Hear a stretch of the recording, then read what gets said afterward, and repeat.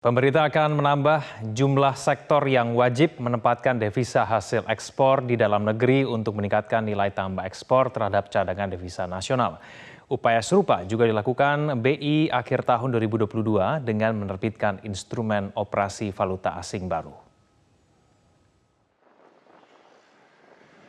Pemerintah memperkirakan kinerja ekspor Indonesia tahun 2023 jauh lebih rendah dari tahun 2022 akibat resesi ekonomi global.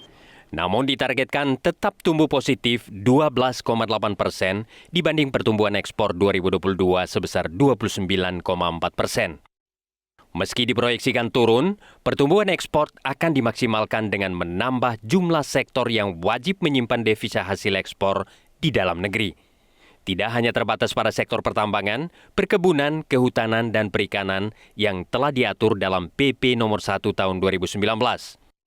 Menko Perekonomian Erlangga Hartarto menegaskan, surplus neraca perdagangan harus bermanfaat juga bagi peningkatan cadangan devisa nasional.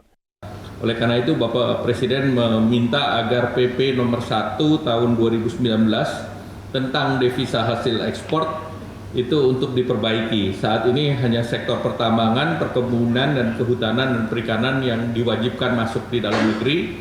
Nah, ini kita akan masukkan juga beberapa sektor termasuk sektor manufaktur. Jadi dengan demikian kita akan melakukan revisi sehingga tentu kita berharap bahwa peningkatan ekspor itu dan juga surplus neraca perdagangan akan sejalan dengan peningkatan dari cadangan devisa. Pada akhir Desember 2022, Bank Indonesia juga menerbitkan instrumen operasi valuta asing baru untuk mendorong lebih banyak devisa hasil ekspor ditempatkan di dalam negeri.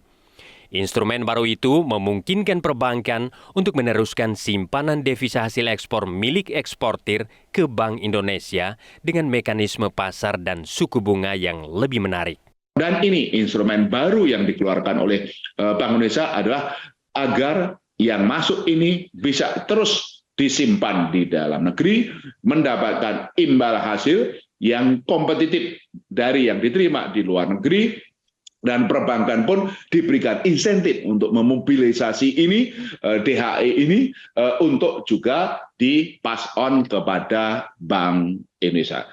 Kami meyakini ini akan semakin meningkatkan pasokan falas di dalam negeri dan kemudian mendukung stabilitas makroekonomi, mendukung pemulihan ekonomi nasional karena perbankan juga kemudian juga likuiditasnya akan tambah baik dan juga stabilitas nilai tukar rupiah.